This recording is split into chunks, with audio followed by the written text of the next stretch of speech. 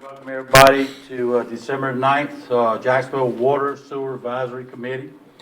Thanks everybody for coming tonight. Hope everybody had a good holiday, Thanksgiving, and ate plenty of turkey, getting ready all for Christmas, and everybody's doing well.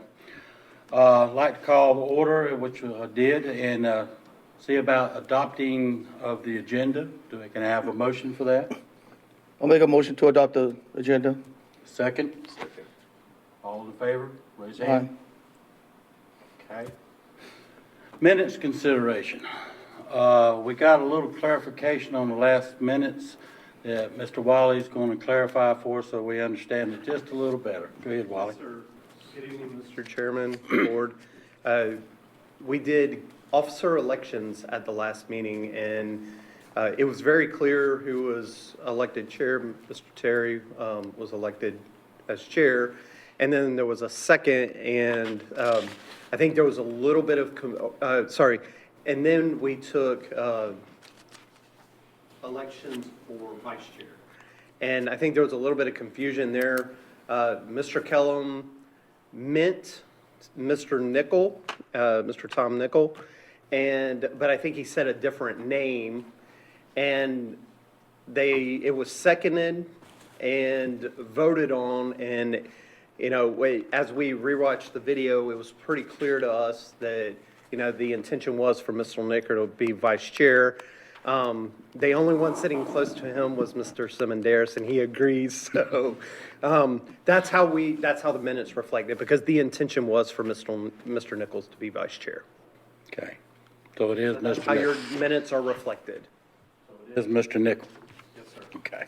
Thank you. Okay. We have some new members. Would you like to introduce them? Sure. Well, why don't we Okay, take you're right. I'm vote sorry. on the minutes, and then I'll do I'll that. get a little ahead of myself. Sorry about that. Can I have, has everybody read the minutes or need a second? Everybody good with that? Okay. Can I have a motion to adopt the minutes? I'll make a motion to adopt the minutes. Second. Second. All those in favor, aye? Okay, minutes are adopted. Okay. How about now? Yes, sir.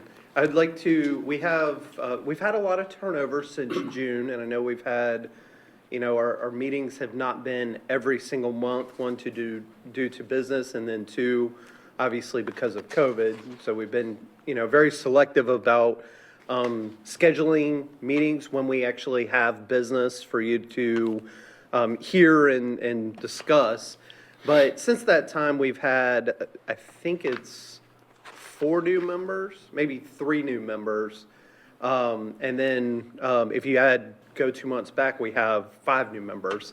So we have a lot of turnover on this board. But we're really excited. At the last meeting, I think it was Mr. McCracken and Mr. Shufflebaum's first meetings. So they're fairly new. And then this meeting, we have Mr. Jonathan Cook. Mr. Cook is with Hollywood Pond, and he was appointed to the board by City Council. So we welcome him. Thank you for being here. Thank you for having me. Yes, we do. Welcome all of you. So thanks for coming. And if I could, Mr. Chairman, I would like to introduce, we also have a new staff member. Oh, yes, please. We have Mr. Nick Lanier. Of course, Randa and Christy as our project managers. But Mr. Nick Lanier comes to us with almost 20 years of experience in the construction industry. He's local. He actually went to Dixon High School, and he's a general contractor, but he also went to NC State and graduated with a Bachelor's of Science in Engineering and Management, I believe. So we welcome him to our staff. He's our Civil Engineer 1. So Thank you. we're very excited to have him. Yes, thank you. We appreciate you being here too. Thank you much. Okay, move on to Wally once again for capital improvement plan overview. Wally, it's yours. Thank you, sir. I'll try to be fairly quick this evening, but we're getting into the time of year where we start talking about the capital improvement plan. And we primarily do that for budget preparation and this board looks at all of the projects that go into the capital improvement plan for water and sewer. So we typically do, and I'll show you a timeline in a few minutes, but we typically do a call for new projects in November, and then we do an update of the capital improvement plan generally around this time frame in November, December with this board, and then we'll do for water and sewer, and then we'll do all of the projects to city council, typically in the February, March timeframe. And then while that happens, staff is collecting new projects to enter the capital improvement plan. Those new projects come from different departments. They come from, on the water and sewer side, they come from our water plant, our wastewater plant, and our utilities maintenance folks. And then we use our master plans to also include those, to include new projects. And then what we do is take those new projects, try to estimate, best we can, guess at the scope of the work, what the scope of work should be, and then try to wrap a dollar figure around that, and then try to get it scheduled appropriately. And then we bring all of that in a nice, pretty package back to you. So tonight, we're kind of kicking off that first step of reviewing the current projects that are currently funded, that the staff is working on. I know that we talked about a few of them at the last meeting.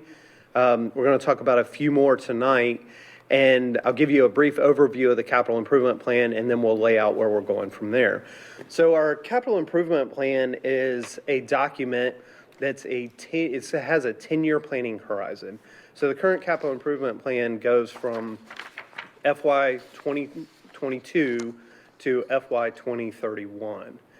And we have, it covers projects from not just public services, water and sewer, but it has parks and recreations, it has general fund projects, it has stormwater projects, it has street projects, sidewalk projects. So it is an all-encompassing plan. But we use this plan particularly for water and sewer to plan financially. But only the first year of this plan is actually funded. So the only year that has money associated is those projects identified for FY '22.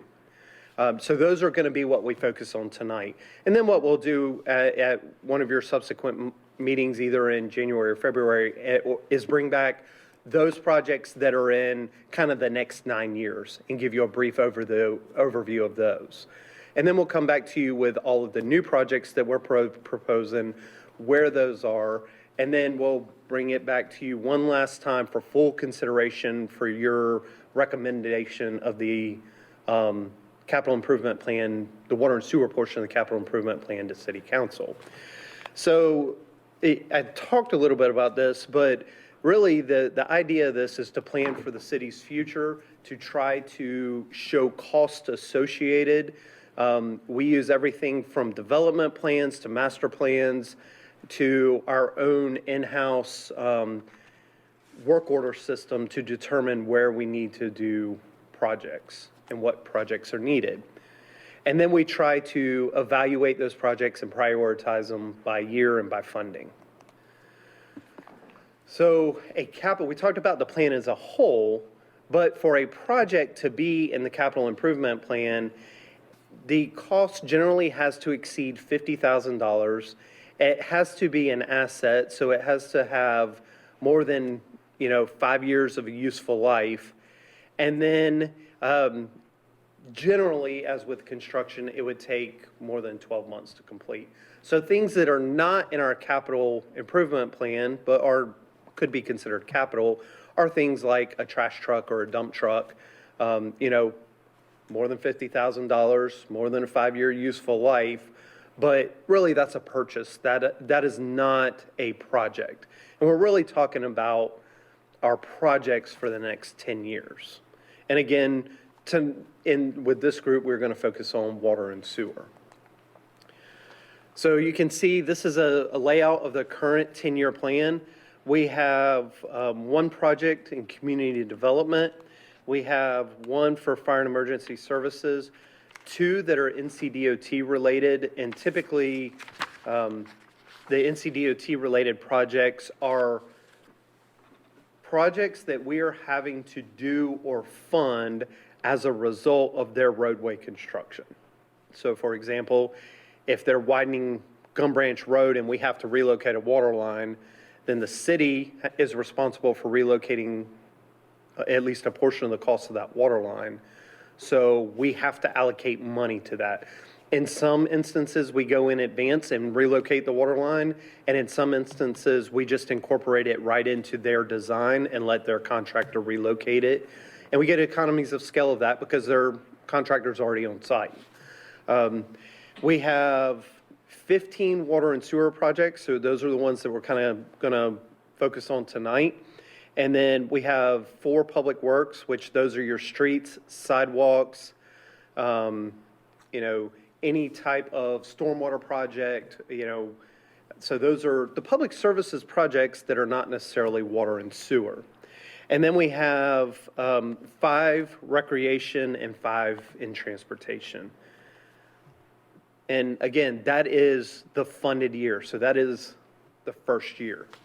So that's not the total 10 years aggregated together. So those are our active projects that we're working on. So you can see we have an engineering takes the lead on almost every single one of these projects. I think there's maybe 4 or 5 that we don't have the lead on. So you can see that we do a lot in engineering. So I'm going to start with the water project. I'll give you a kind of a detailed overview of the project, and then we'll talk about where we are with that project currently. So the Black Creek well replacement, I know we've talked about multiple times with this group. The city draws this water from 2 sources. We've talked about that. The Black Creek and the Castle Hayne. The wells 1 through 5 come from the Black Creek. Those wells were originally constructed in the 60s and 70s. And over time, we've done pump replacements, electrical upgrades, because obviously electrical components aren't going to last that long. The technology has changed, but we've done minor upgrades. All we've done to those buildings, and in some cases the wells themselves, are paint and cosmetics. So we have a project to go in and actually evaluate wells 1 through 5. We've actually already cameraed those wells. And then we've kind of talked about this, but what our research shows is that of those 5 wells, we have maybe 1 or 2 that are viable. So we're working on well number 1. That is the best well that we have out there, and that well is about 650 feet deep, give or take a little bit. And this project will completely rehab that well, rehab the well house. We will have to feed chlorine, so it'll add a chlorine injection system at that location. And then we're actually changing the piping route out to 24 because as things have had developed out, the original route causes us challenges in getting the water back into the system. So that project is about 90% designed for the well, at least the well 1 portion of that. We reviewed the 90% plans and provided comments back to the engineer, and we expect that we'll receive the design plans in the next month or so. And then, of course, we'll get that out for bid. So the chlorine station, they don't use that now though, right? So what we're having to do is feed chlorine at each individual well. Instead of, if you'll recall, we used to have a chlorine station that housed the chlorine and it injected it into the the water line as it came by the front of the building. The chlorine station was taken out by a vehicle. And since that station was taken out almost 4 years ago, we haven't used wells 2 through 5 because we can't feed chlorine, which is required by the state. So this will address that issue. Instead of building 1 station back, it's easier and more cost-effective to just have them feed at each individual well. And that is what we currently do for wells 6 and 7, which are further down the road. Thanks. The next project is actually a combination of two projects, but it's the chemical feed line at the water treatment plant and the sulfuric acid tank upgrades. And I know we've kind of talked again a lot about this project because this project's been ongoing for about 3 years now. We bid it out, ran into challenges with the cost of the project, the handling of the sulfuric acid, and actually some of the design that was, as we looked into it, we were worried that the design actually reduced our capacity. So we've gone back, changed the design, updated the design, worked through the issues with sulfuric acid handling, and that project's actually under construction, roughly 75% complete. As part of that, the chemical feed line, which feeds the other associated chemicals at the water treatment plant, we have problems with it, for lack of a better term, crystallizing inside, and it clogs up, and our crews have to go in and clean it out, and there's actually sections we've had to cut out and repair. So this will separate and feed the chemicals individually in their own line. And what we think's happening is the chemicals were mixing into essentially one pipe that was carrying water, but there was a reaction there which caused crystallization. So we ended up with hard pieces in the line that eventually would clog it. So we're very close to completing that, and I know that the operators are excited about that project. And then also at the water plant, we have SCADA improvements. We talked about before, so we use the term SCADA so often, I'm not even sure I completely remember what the acronym stands for, but I think it's supervisory control and data acquisition, maybe, something close to that. But essentially, that's how we control all of our wells and everything at the water plant. That is our control of the water plant and all of the wells that feed. And that's done through programmable circuits, or PLCs. And what we found is that those PLCs are about 11 years old now, or 12 years old now.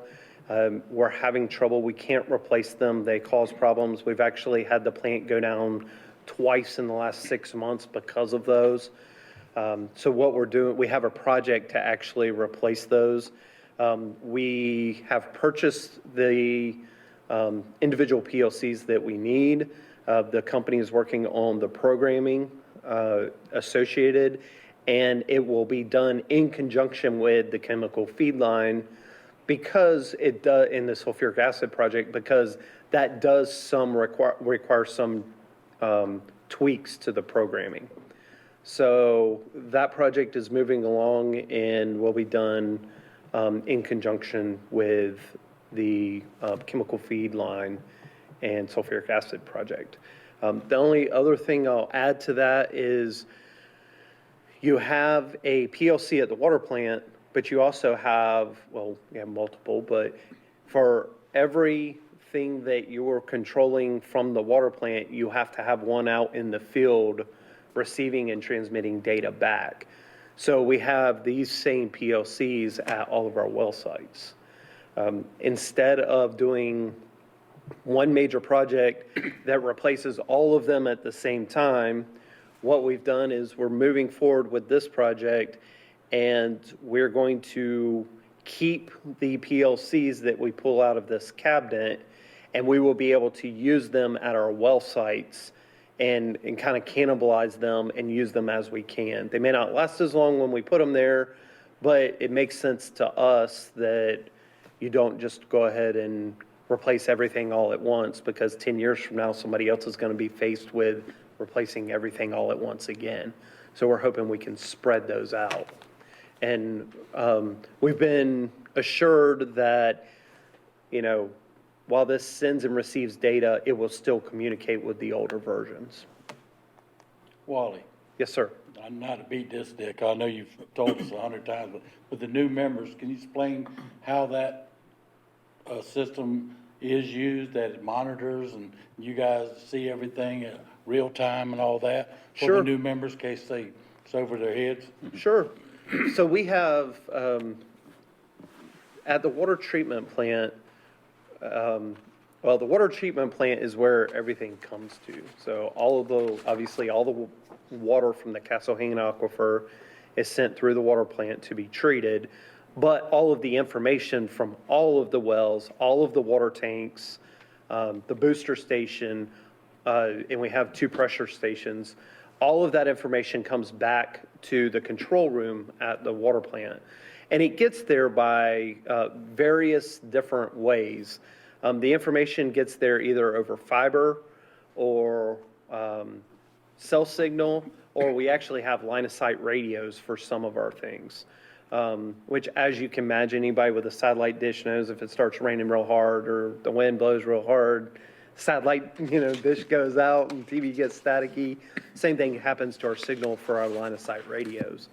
So the components that we're talking about now, basically when the operator pushes the button that says, turn this well on, this is the little guy that sends the signal that tells the other little guy, hey, turn the pump on. And so we're replacing those. So I guess the biggest piece of this is the cabinet that you're looking at, and it's a little bit deceiving in the photo, but that cabinet's taller than I am. And, it's got thousands of wires that come in, but it literally controls and monitors every pump in our system, every pressure reading in our system, everything associated with all of our trains, all of the chemical feed, all of the rates, all of the information comes through that panel, so it's critical. Thank you. Another project that we have is the Branchwood service replacements. This is one that came up, I believe it entered our CIP last year, and our utility superintendent at the time, Anthony, brought this to our attention. And you can see it, I realize it's kind of hard to see on your screens, but if you look at all those little blue dots, that's the Branchwood area. Generally speaking, the Branchwood area is behind the Food Lion off of Gum Branch Road between Gum Branch and Onsville. I believe the Angry Ginger's kind of right in that area too. You can see that we have done, every one of those dots represents a repair that we have made in the last couple of years. So we have gone in and made significant repairs, and part of it's due to the material of construction that was used, during that time. Some of it could be installation, since so much of it is related to one specific area. And originally, when we went into that area and started making repairs, we were using what was called a three-part union. It's basically you dig it up, you find where the service line is leaking, and the service line is typically either 1 inch or 3/4 inch. And this is probably thin wall tubing or something pretty flexible. And they put a clamp on it. And that's basically the repair. We didn't cut anything, we didn't do anything, we just put a clamp on it. So some of those represent where we put a clamp.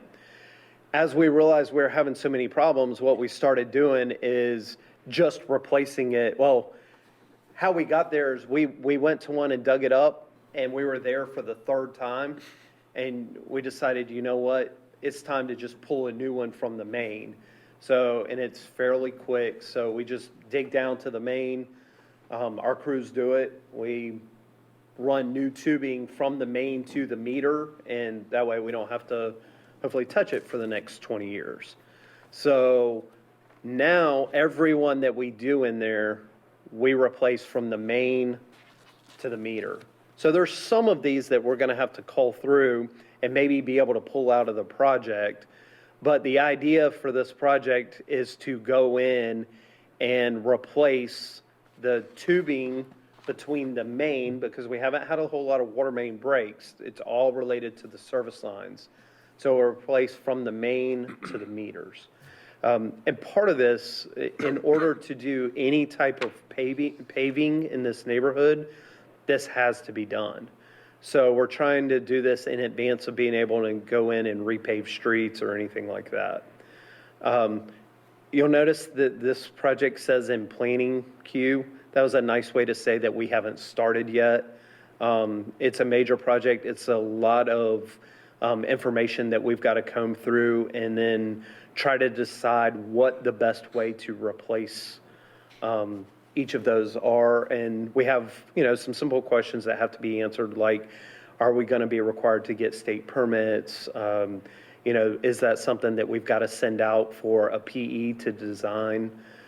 So we have so many other projects going that this is one that we have funding for, we will move forward with, but we just haven't had an opportunity to begin yet.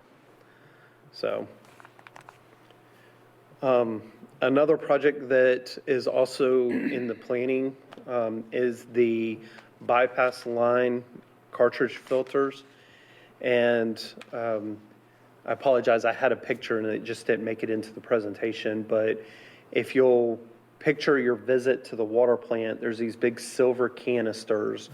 And really what they're for is to hold what looks like a long stick of yarn. And what that does is remove larger particles from the water that we're pumping in. And typically those larger particles are either organics or, sand coming into the well from where it was drilled, the gravel pack associated with that. So the cartridge filters actually pulls out those larger particles.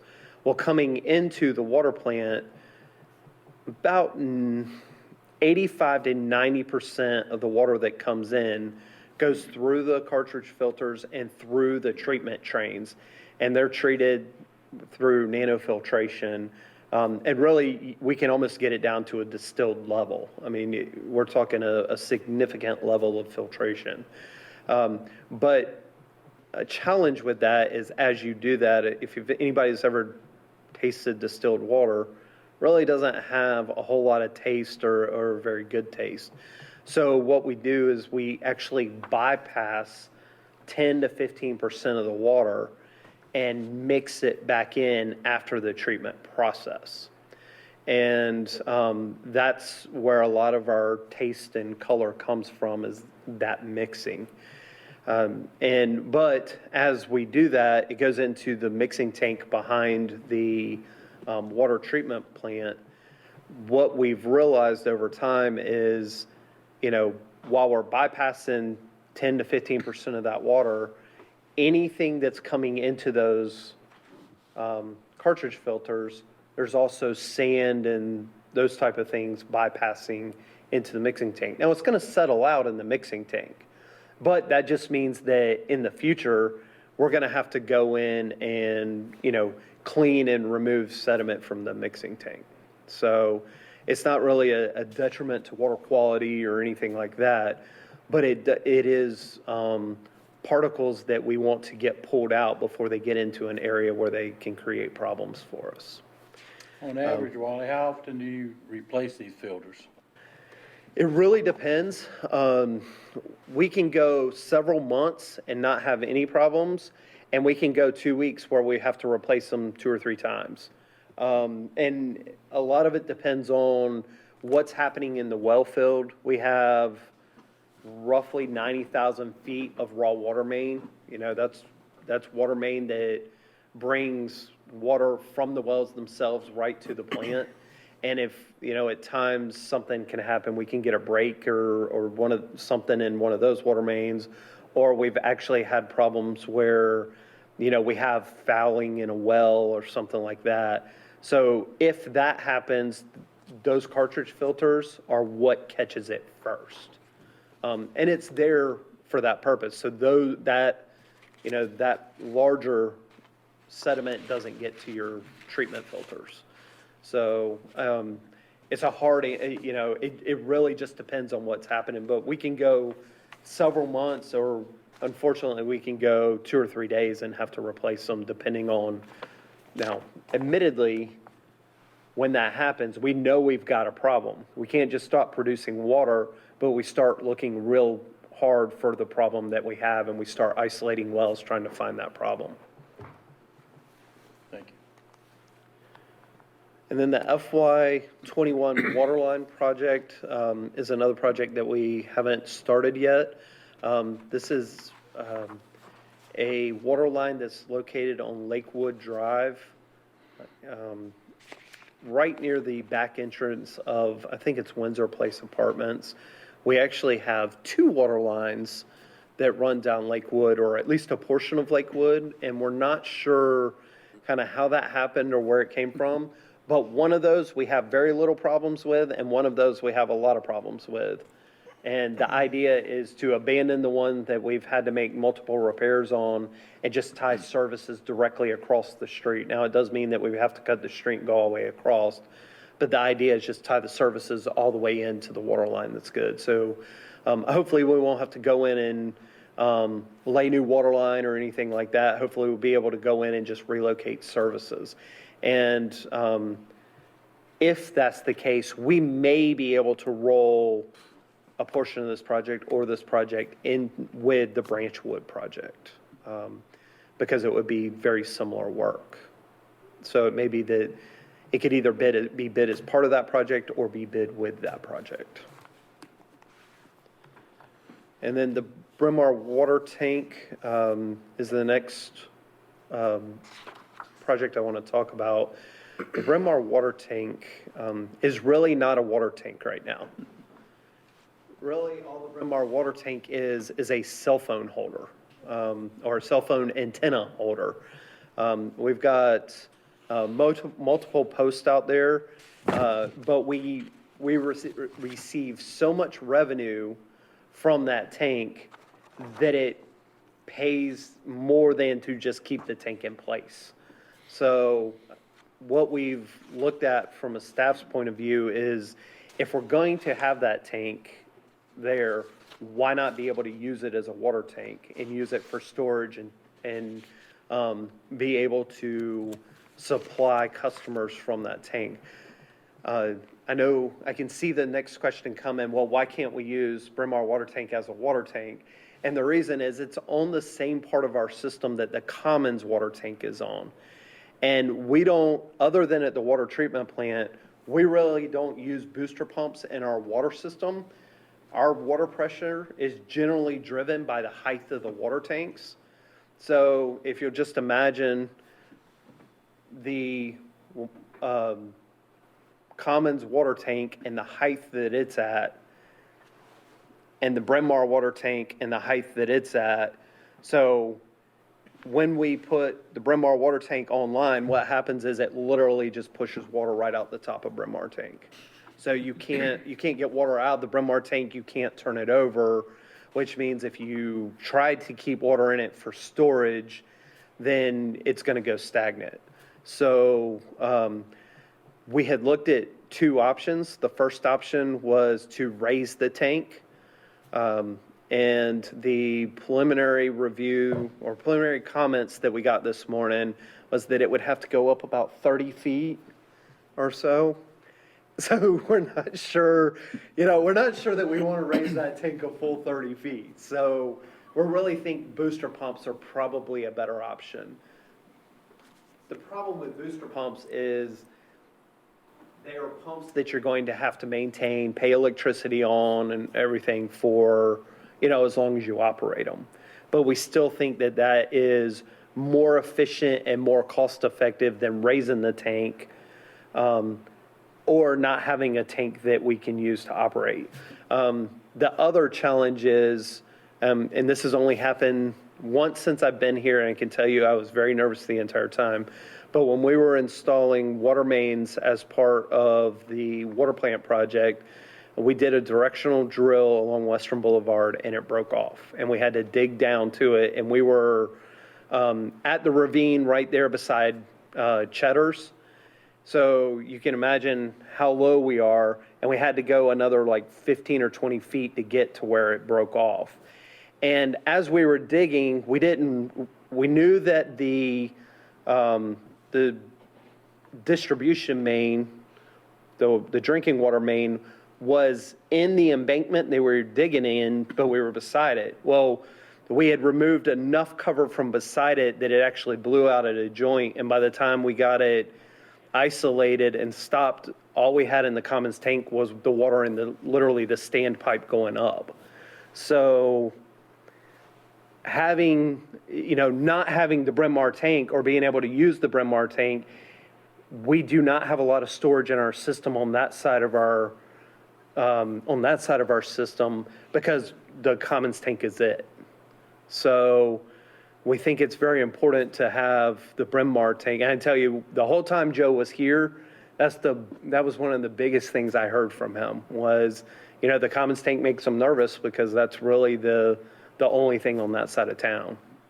So this is a project that we're really looking for moving forward. But unfortunately, we don't think just raising it and letting gravity do it's going to work. We're going to have to use booster pumps. Where is that located? I can't think of. Liberty Drive, if you're the Bryn Mawr tank, it's on Liberty Drive. You're probably thinking of Ellis, because that's the one that I confuse it with the most. Gum Branch Central Chlorine Station at Gum Branch Central, which is out near Rock Creek. We have a 500,000 gallon clear well, which means it's a water storage tank underground. And we have pumps that pump from that clear well back into town. As such, we have to feed chlorine coming from into the water coming from Gum Branch. And we feed chlorine gas, which, as you know, can be dangerous if not carefully handled. And we want to make improvements. We have safety systems on that station and everything, but we don't have a containment. It's not a contained building or anything like that. So while we have safety systems in place, it's not fully contained.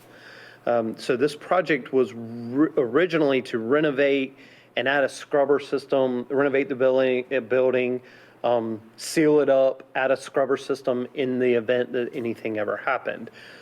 Since then, and we actually went and sought an engineer to do that kind of work, and it was actually a fairly large company, and their response back to us was, we really don't have anybody that does that kind of work. So I hate to say it, but, we're nervous to take on that project because we don't want to give you a bad project, which we appreciate them telling us, not just taking the work. But that leaves us with, now we've got to go find somebody else that kind of specializes, which, as you can imagine, is probably going to drive the cost up a little bit. So Jonathan Hemsworth has done quite a bit of research and has an alternate system that he thinks would work there. And basically, instead of feeding chlorine gas, we would feed sodium hypochlorite, which is basically like a bleach. And but they make a system that generates it on site so that we wouldn't have to buy it. And he actually went to the city of Hickory this past week, and they have a system that they are capable of generating enough that they can treat, I think it was 30 million gallons or something. So obviously we wouldn't need a system that large, but they loved it. So that's an option for this, that may be an option for this site. So that's something that we're going to look at. And if it works here, that may be something that we can start looking at other locations also, because obviously if we can generate our own, we are not, that means that we wouldn't have to transport, purchase, and store chlorine gas. So That project's probably going to take us a little bit longer than we were expecting, but we may have a different direction also. And, you know, our next step is to talk to a manufacturer that makes these systems and try to put a cost around it so that we can see if our capital improvement project is in the right ballpark, or do we need to add money to it, or, you know, is it even a viable project and we just need to go back to making what we have safer? Wally? Yes, sir. Question. How long has this Gun Branch chlorine plant or station been there? Since the 70s. So that would bring up my next question is how concerned are we that it could fail? Well, we do have safety mechanisms in place. We have automatic shutoffs if a leak's detected. We have alarms. We have cameras that is monitored remotely at the plant. But if an alarm goes off or something happens, we have to send somebody out there. Our staff has to enter the building. And if it's significant to where they can't enter the building, we do have a chlorine meter, then we have to call in the fire department, and the only fire department that responds is actually, I think, Fire Station 3.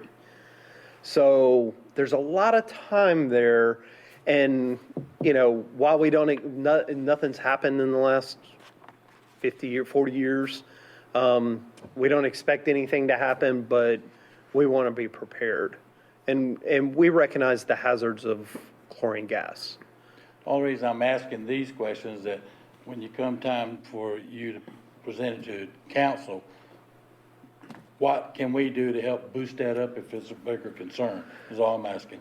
I understand. And we'll let you know when we have a little bit more information. All right, thank you.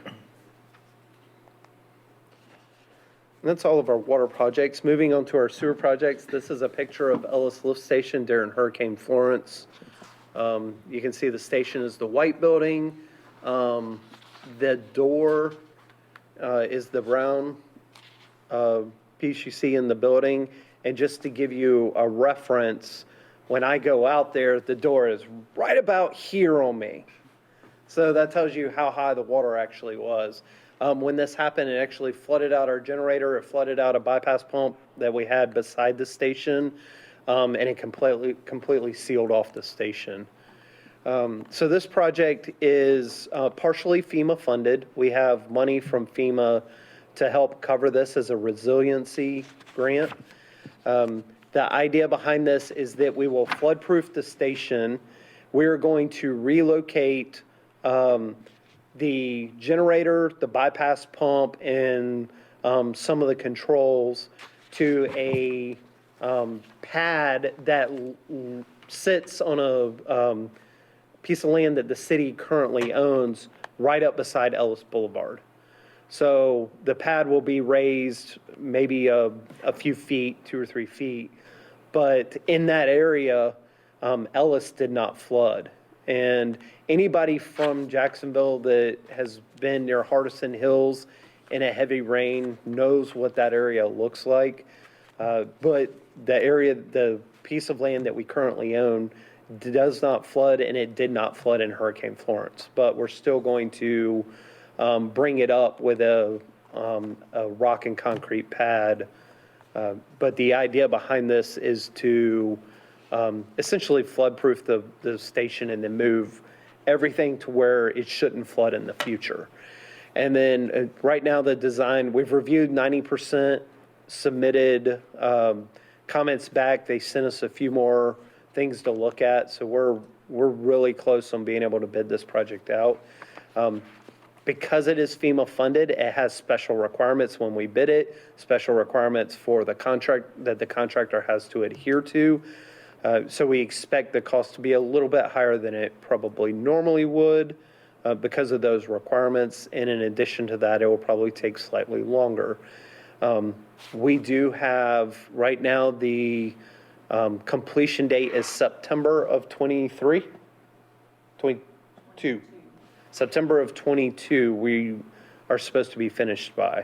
If we can't make it, then we can request an extension for the money.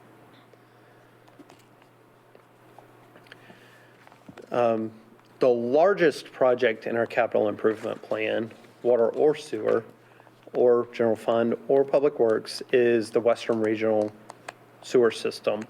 And essentially what this project would do is intercept sewer from the Western and Gum Branch intersection all the way down Western Boulevard to Carolina Forest.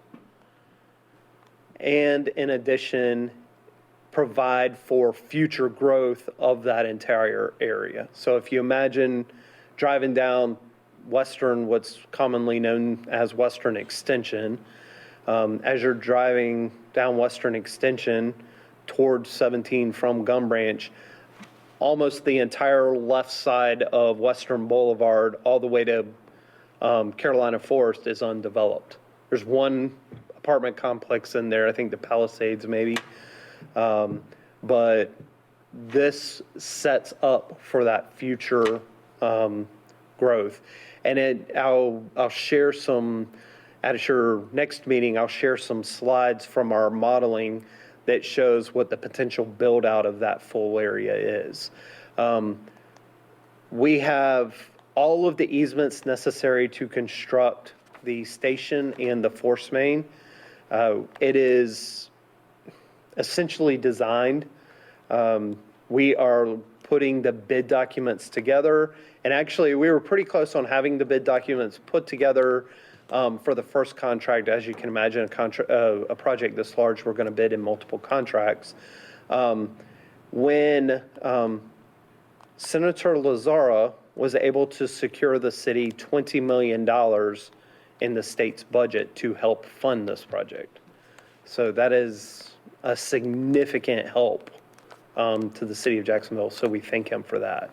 But with that, we've been reading what the requirements are, and there are additional requirements and stipulations primarily related to Davis-Bacon Act, which talks about wages and interviewing employees and making sure that they're being paid fairly and those kind of things. So it does add a little bit to the contractor and a little bit to staff as you're managing and monitoring the project.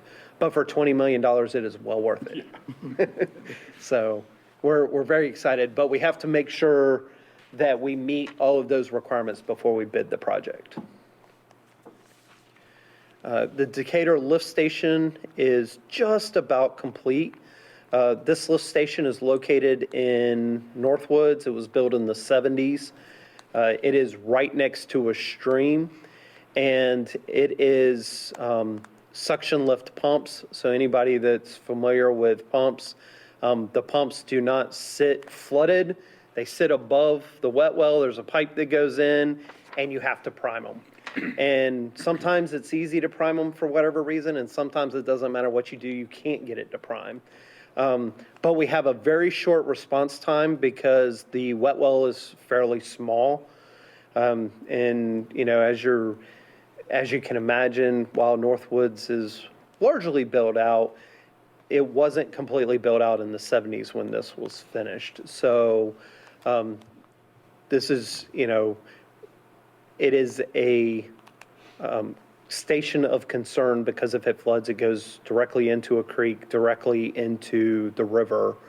And we do not have a large response time, especially when, you know, if we have all of our mechanics have to be able to respond to any of our stations within 30 minutes if something happens.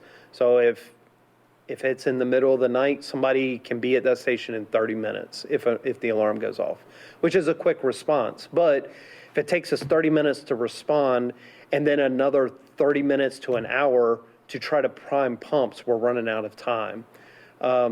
What we found through, and I don't remember who discovered this, but one of our in-house staff actually figured out that we weren't all that far from a new main that had been built I think it was built in the late 80s. But we were about 1,700 feet away. And what they figured out is that we could actually make it by gravity from the existing station to that newer gravity main. which means that we can eliminate this station. So the gravity main is in place, the manholes are in place. I think the only thing left to do before they can put it in service is some additional coating on the manholes, on the inside of the manholes. And we will be able to put that main in service and then decommission the station and tear it down. So we're pretty excited, and we're roughly 85% complete. Now, is this going to replace the piping that's along there as well? It ties into the existing manhole that comes into the station. But the piping itself, is it going Yes. to replace that? No, it leaves the piping up to the manhole outside of the station and picks up from there. And it's new piping, the 1,700 feet Okay. to the other gravity main. Okay. And you can see from this, this was a fairly large excavation. We're running right along a stream. So as you can imagine, some areas it's high and some areas it's lower. So I've been there, and I know what you're talking about. Yeah. But isn't that the part where you had to go in and put the coupling over the joints? Isn't that the piping?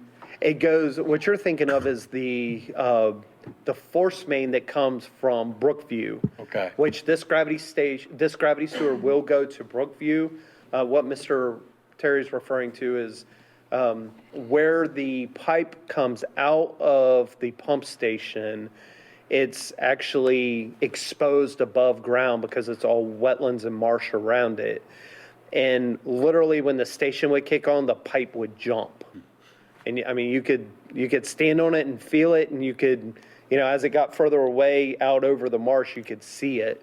And we went in and put reinforcement on all the joints. We actually did a project to strengthen the supports under the force main.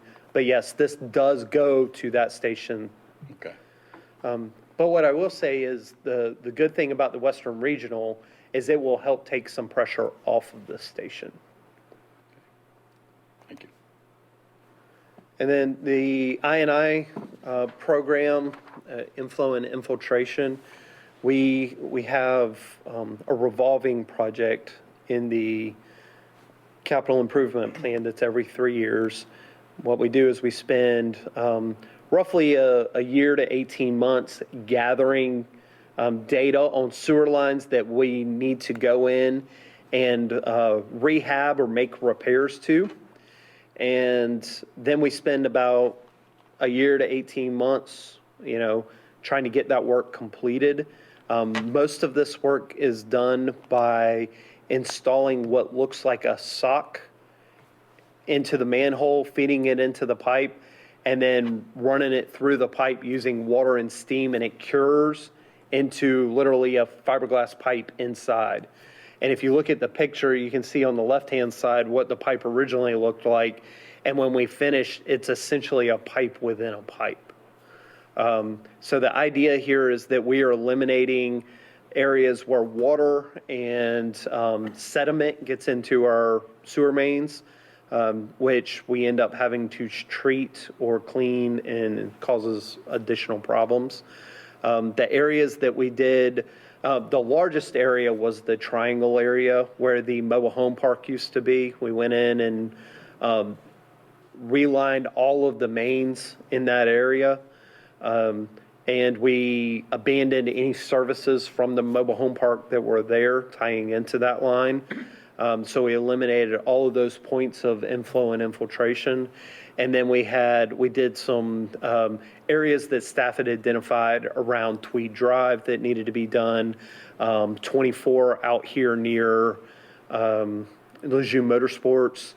And let's see, I don't remember what we did on Western Boulevard, and then some areas around Center Street. So that project is, for all practical purposes, complete. The work is complete. We just have to finish out the paperwork. And then the Seminole Trail sewer line replacement, we ended up replacing a portion of the sewer on Seminole, and we ended up having to replace much more sewer along Sioux Drive than we originally anticipated. We did that as a little bit different project, a different style. We did it as kind of a replace in place.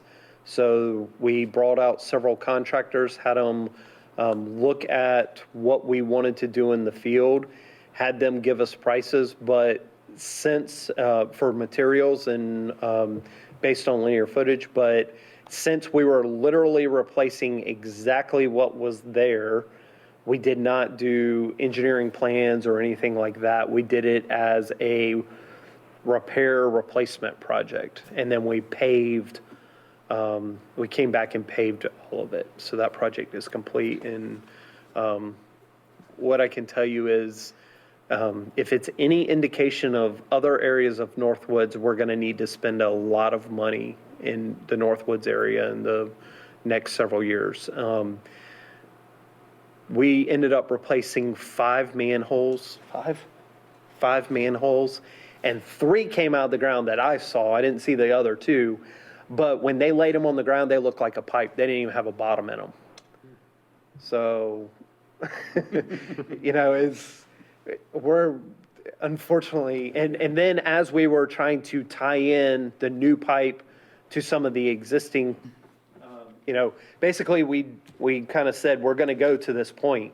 Well, when we tried to tie in at that point, it broke off. So we ended up chasing back to good pipe. We ended up all the way down to Cheyenne.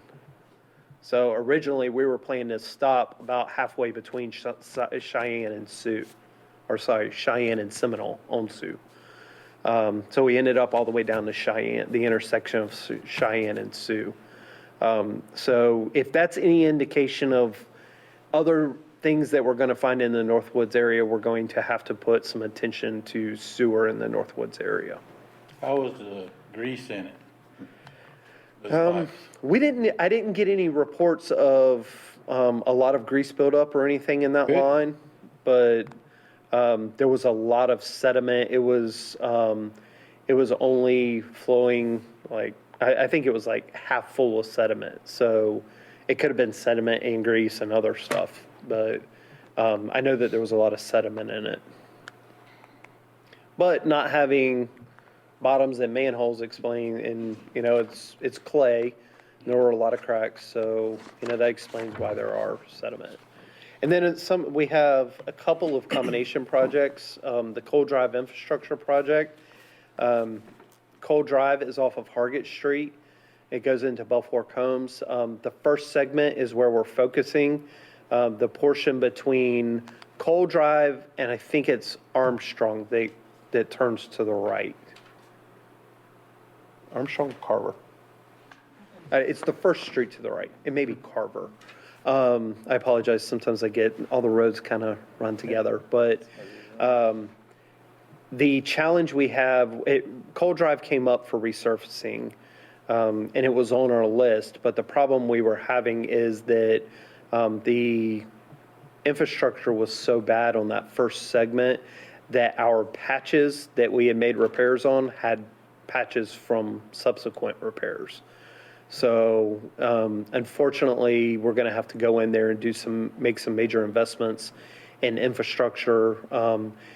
Specifically in the sewer, we're evaluating water now. The water is a little bit harder to evaluate because we can't just stick a camera in it and run a camera down it. But we're doing an evaluation of the water lines now to see how much of the water main that we have to replace. And then we'll come back and repave that entire street segment. And then I included it because Water and Sewer partially funds the fiber project. We have a annual project that every year the city invests $100,000 in fiber installation, and Water and Sewer contributes $50,000 of that. And our $50,000 goes to extend either backbone infrastructure that helps serve our water and sewer system, or to run fiber specifically to our infrastructure. And a great example of that is Gum Branch Central. We just, as part of this project, we actually ran fiber to Gum Branch Central where originally we were relaying we were fiber from the water plant to the commons tank, and there were line of sight radio from the commons tank to the Onwassa tank that's right out beside Rock Creek. And then we were line of sight from there back to our station. So as you can imagine, we had a lot of comm failures and other challenges with Gun Branch Central. And if you remember, Gun Branch Central was where we wanted to, or we felt we needed to go in and invest for chlorine upgrades because we feed chlorine. And we literally, you could sit in the control room and the operator could tell a pump to turn on, and we would have a mechanic at Gun Branch Central, and it would take 3 minutes for the pump to come on and the signal to come back to say that it's on. And a lot can happen in 3 minutes when you're talking about the type of pumps we're using. So, as a matter of fact, at one point, when we were doing some shutdowns and some valve work along Gun Branch Road as part of the Western Gun Branch project that DOT completed, when we were doing some water main realignment there, we were operating Gun Branch Central, ended up with water pressure in the Rock Creek area of 100 PSI or more because we couldn't get pumps to ramp down fast enough. So our portion, the water and sewer fund portion of this project is to go for fiber improvements because, as you can imagine, fiber is much faster than radio. So that's the water and sewer projects that we currently have in the capital improvement plan, the current funding year. Like I said, there's about 3 or 4 projects that we haven't started yet, but we will get those underway. And we have already taken requests for new projects for the upcoming capital improvement plan, but you can see the next steps there in front of you on the screen. But in this I thought this was a better layout, kind of graphically lays it out. You'll notice that we start our capital improvement process in November. So, we're on a fiscal year. So we go from July 1st to June 30. So our new budget, the first time we could spend any money on our FY22 projects that weren't carryovers was July 1. And in November, we start planning for the next round. So, it feels like it's a never-ending cycle, but we will be, tonight we're giving you an update of where we are on the current projects. Shortly after the first of the year, we will be working internally on the draft CIP. We will be incorporating some of those new projects. We will be meeting with finance and the manager to talk about the funding for some of those projects, whether they're viable projects or not, or whether we need to reprioritize some of the existing projects. And then we will kind of come back to you as part of that and give you updates on the remaining 9 years.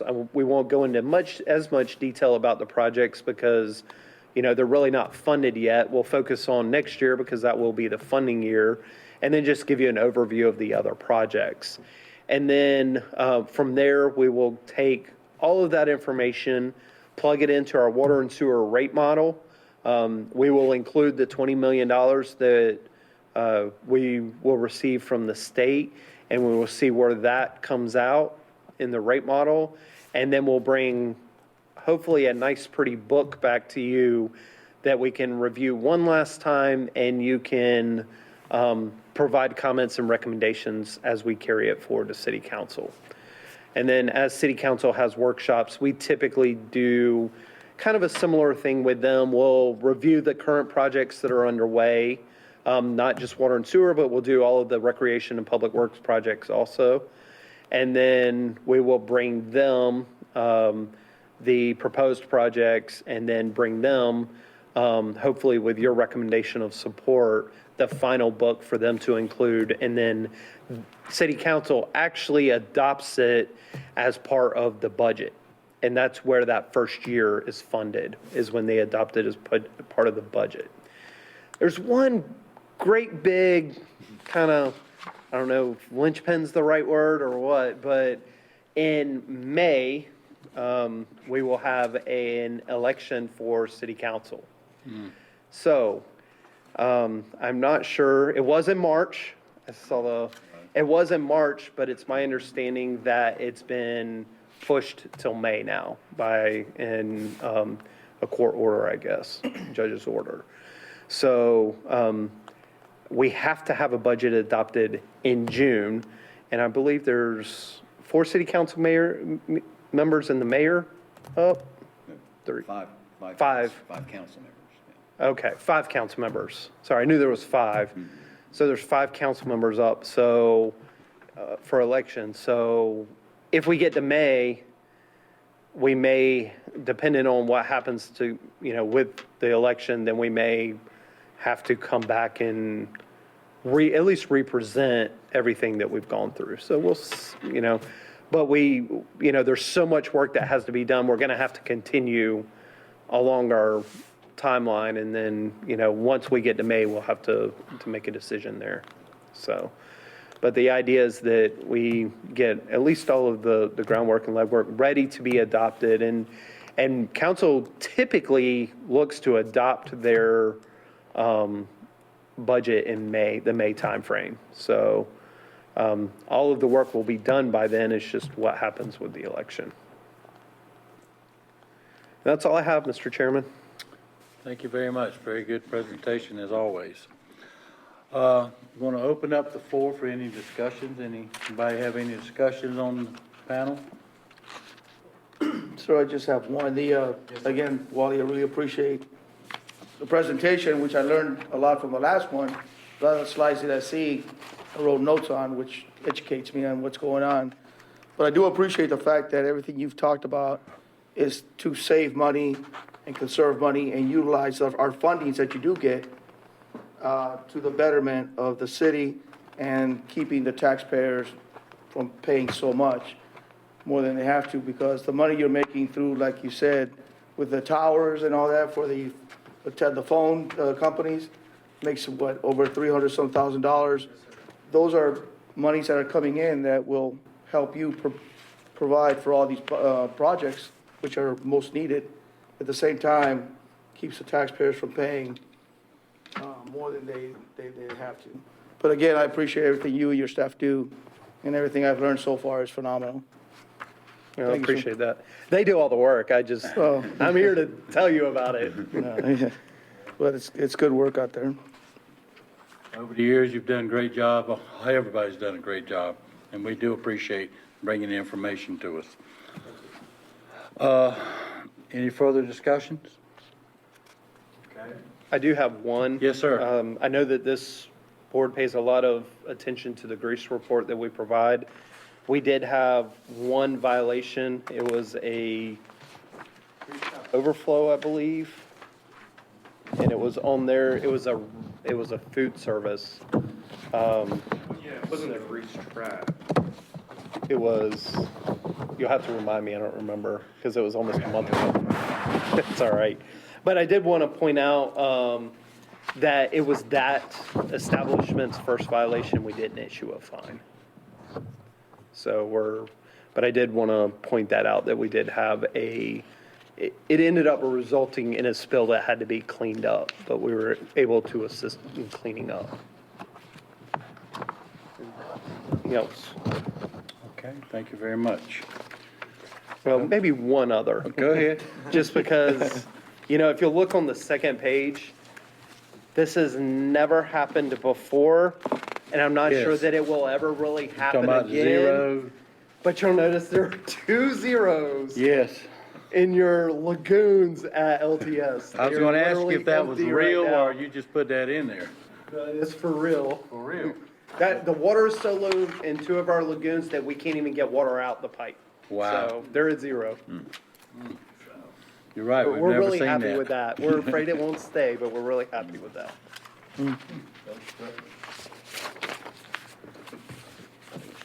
Done? Okay, thank you.